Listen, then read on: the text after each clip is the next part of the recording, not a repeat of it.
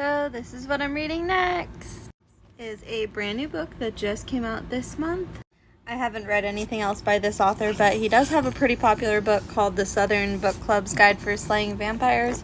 I did not read that, but this one is supposed to tie in a little more with the tropes of classic horror, and I thought it sounded interesting, so we'll see how it goes. So right off the bat, I'm not really in love with this writing style. Not trying to judge it too quickly or anything, but it's very simple and matter of fact so far, and it's kind of opening with the main character talking about like PTSD, and I just feel like we should be getting some more emotion coming in, but I'll give it some time to unpack itself. The story is about a support group for final girls, or like the lone survivors of mass killings like you would see in a slasher movie.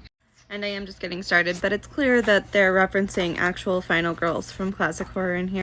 Just at the first support group, we mention a girl that's afraid of Halloween, a girl that's afraid of leather, and a girl who hasn't slept since 1988, which is cool, but at the same time, we're getting a lot of exposition very quickly, so I hope that doesn't trend throughout the whole story.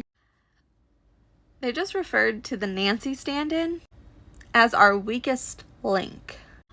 I don't think I'm gonna like this book. I know it's not literally supposed to be Nancy, but it's obviously supposed to be Nancy, and Nancy could kick the shit out of any other final girl, and I will not be elaborating on that.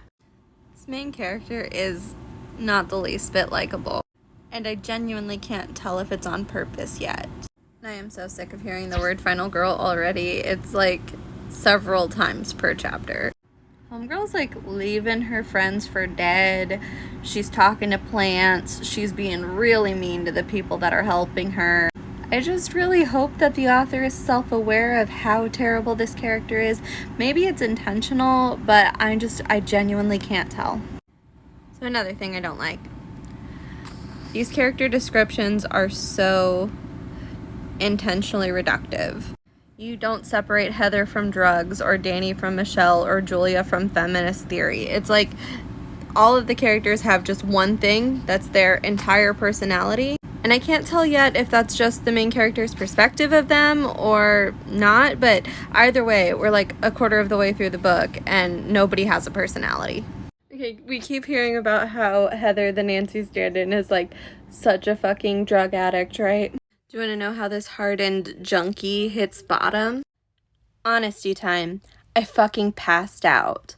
After group, you bitches harshed my sobriety. It's the kind of shit that makes me need to drink, so I cadged some cash, bought a little Smirnoff Ice, and partied in the woods. Woke up with a killer headache and a stroll home just in time to see everything I own on fire. You know how many Smirnoff Ice I'd have to drink to pass out? It's bad enough when you have a book where none of the characters are well developed or likable. It's much worse when you're taking characters that already exist in media and have personalities, source material, have already been developed for you, and you just strip them of all of that. I get that none of the characters are super well developed in their source material, but they all have personalities. Like, I don't know why you would take beloved characters and make obvious ripoffs of them and strip them of all of their likability and agency. There's a lot of medical professionals in this book too that do not behave like medical professionals at all. The shrinks don't act like shrinks. The hospice workers don't act like hospice workers. And there's so much inconsistency in the narrative. I think it's possible Lynette is a bit of an unreliable narrator, but we get inconsistent information coming from like all of the other characters too in dialogue. So I just feel like the book has really bad continuity. Well, that was a bad time. The narrative was all over the place. The characters were so unlikable. I wanted all of them to die. It had a real continuity problem. If you took a drink every time they said the words final girl, you would die. Honestly, I disliked it so much that I no longer trust any of the authors who contributed to like the little jacket reviews that said it was good. Honestly, it just really read like a first draft to me. Like, certain pieces of the writing were pretty good, but then like it was all like descriptive stuff that was good, and then it would be ridiculously vague about other things.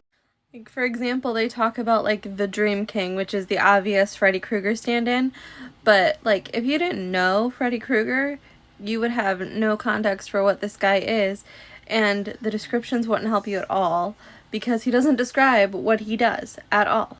Like, there's even a scene where they go to, like, a museum room that shows, I guess, whatever Nancy Heather was experiencing when the Dream King, Freddy Krueger, was messing with her, and all the description we get is just like, oh, my brain can't wrap around what I'm seeing. It's literally like a paragraph, and it doesn't tell us anything. It was no fun. Definitely do not recommend.